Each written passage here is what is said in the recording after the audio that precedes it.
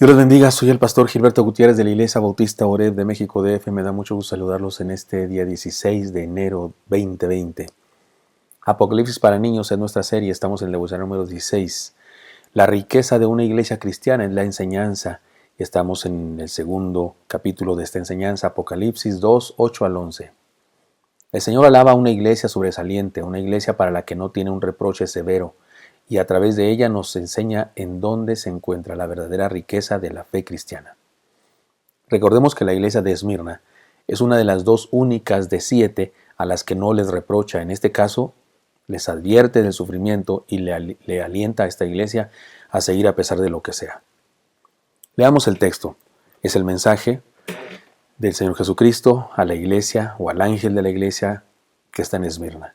Y escribe al ángel de la iglesia en Esmirna, el primero y el postrero, el que estuvo muerto y vivió. Dice esto: yo conozco tus obras y tu tribulación y tu pobreza, pero tú eres rico, y la blasfemia de los que se dicen ser judíos y no lo son, sino sinagoga de Satanás. No temas en nada lo que vas a padecer. He aquí el diablo echará a algunos de vosotros en la cárcel para que seáis probados y tendréis tribulación por 10 días. Sé fiel hasta la muerte y yo te daré la corona de la vida. El que tiene oído, oiga lo que el Espíritu dice a las iglesias. El que venciere no sufrirá daño de la segunda muerte. Apocalipsis 2, 8 al 11. Ayer comenzamos con la siguiente enseñanza. Una iglesia normal, digna de felicitación. Así es Esmirna. Y al analizar lo que el Señor le dice a esta comunidad de fe que se encuentra en Esmirna, encontramos que la iglesia de Cristo es una iglesia que trabaja, una iglesia que sufre y una iglesia que reconoce sus carencias. Sigamos adelante con esta enseñanza. Una iglesia normal digna de felicitación, segunda parte. La ciudad de Esmirna se había puesto del lado de Roma en diferentes periodos de su historia, de modo que había sido favorecida con muchos privilegios. Por ejemplo, le fue concebido el derecho de ser una ciudad libre con gobierno propio bajo el régimen del emperador Tiberio César Augusto. En 1995 a.C., Esmirna llegó a ser la primera ciudad de la antigüedad en edificar un templo en honor a Dea Roma, la diosa Roma. Posteriormente, el 23 a.C., fue seleccionada entre otras 11 ciudades a las que derrotó por votación de la provincia de Asia para construir el templo al emperador Tiberio. Su gran lealtad a Roma, junto con la gran población judía que tenía, que era muy hostil esta población judía contra los cristianos, hizo que en Esmirna no se tuviera seguridad al ser cristiano. Era un lugar sumamente difícil para vivir como creyente en el Señor Jesucristo. Todo esto nos recuerda una cosa. Una iglesia tiene enemigos. Esta es otra característica de la iglesia de Cristo, la iglesia a la que Jesús no le reprocha nada. Una iglesia tiene enemigos. Y la blasfemia de los que se dicen ser judíos y no lo son, sino sinagoga de Satanás, dice el pasaje. Los judíos que vivían en Esmirna odiaban a los cristianos y hacían todo lo posible para que las autoridades del gobierno los maltrataran. La religión judía era permitida en el imperio, pero ellos se habían encargado de hacer que el cristianismo pareciera ilícito y lograron así que el gobierno lo prohibiera. De esta manera resultaba difícil profesar la fe verdadera en aquellos días. El Señor les declara que Él sabe lo que está pasando. Él no está ajeno a las cosas que le suceden, ni está con los brazos cruzados. Las tribulaciones son instrumentos de la vida para perfeccionarnos. Por eso aprendamos a vivir con enemigos y oremos por ellos. La iglesia de Esmirna era una iglesia con enemigos. Una iglesia que es amiga de todos. Una iglesia que es amiga del gobierno, que es amiga de todos los demás políticos, que es amiga de los artistas, que es amiga de los filósofos en general, que es amiga de la televisión, que es amiga de todo. No parece ser la iglesia. Porque la iglesia de Jesucristo proclama un mensaje que es contrario a las filosofías y a los contravalores del mundo.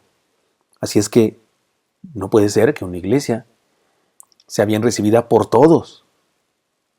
Una iglesia cristiana es una iglesia radicalmente opuesta a la dirección que lleva el mundo. Por eso regularmente es una iglesia con enemigos. Además es una iglesia que tiene momentos de crisis. Así es la iglesia de Esmirna y así debe ser una iglesia. No temas en nada lo que vas a padecer. He aquí el diablo echará a algunos de vosotros en la cárcel para que seáis probados y tendréis tribulación por 10 días. Sé fiel hasta la muerte y yo te daré la corona de la vida. El Señor le advierte a la iglesia, a los creyentes de Esmirna, que se acercan días de persecución.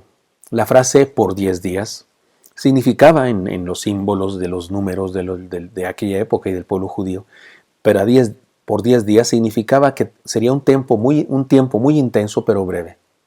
Les advierte que sufrirán cárcel y que algunos morirán. Parecería que son advertencias, pero son más bien palabras de aliento. Si el Señor sabe el asunto, si el Señor sabe lo que va a pasar, entonces debemos tener confianza en Él porque Él tiene todo en sus manos. Malo que no supiera lo que va a pasar, malo que no supiera nada, pero si lo sabe y se los advierte, entonces hay que estar seguros. En vez de renegar, claudicar o maldecir, debemos pasar victoriosos por los momentos de crisis. Aprendamos a pasar por encima de las crisis. Además, se trata de una iglesia que tiene victoria en medio de las tribulaciones. Las palabras de aliento expresadas en esta carta a la congregación cristiana de Esmirna tuvieron un gran ejemplo en su congregación, un gran impacto en su congregación que se mantuvo fiel a pesar de la persecución y a pesar de los mártires que surgieron de ella, porque hubo personas asesinadas por causa de su fe. Por la historia se sabe que hacia la segunda década del siglo II después de Jesucristo, el obispo de la iglesia en Esmirna era Policarpo. En el año 156 después de Cristo, Policarpo, a la edad de 86 años, fue quemado vivo como el 12º mártir en Esmirna. Después de haber confesado ser cristiano y de rehusarse categóricamente a la petición del procónsul para que renunciara a su fe. Todos los predicadores e historiadores cristianos recordamos las hermosas palabras que acompañaron la heroica muerte de Policarpo. Él dijo: 86 años he servido a Cristo y Él nunca me ha traicionado. ¿Cómo podría yo blasfemar el nombre de mi Rey en que nos han salvado? Perdón, ¿cómo podría yo blasfemar el nombre de mi Rey que me ha salvado? No sé qué leí, pero eso es esto último es lo correcto. Los judíos de la ciudad se unieron a los gentiles y tuvieron una prominente participación en la ejecución de Policarpo. Inclusive siendo ese día un sábado, ellos no solo clamaron pidiendo su condenación, sino que también ayudaron a reunir y amontonar la leña para el fuego. Eso era pecado en sábado para ellos, pero era tanto su odio por Policarpo que trabajaron en sábado, quebrantando su ley. El martirio de Policarpo es la primera narrativa detallada que hay de un mártir cristiano después de la de Esteban en Hechos. Han pasado 18 siglos desde entonces, pero las palabras de este mártir del cristianismo siguen resonando.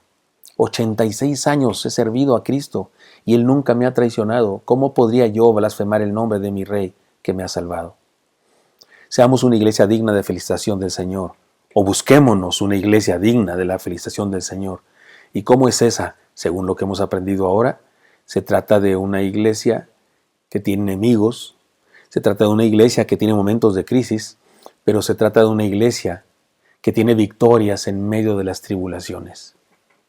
Espero que esto sea útil para usted y me encantaría encontrarle el día de mañana. Hasta pronto.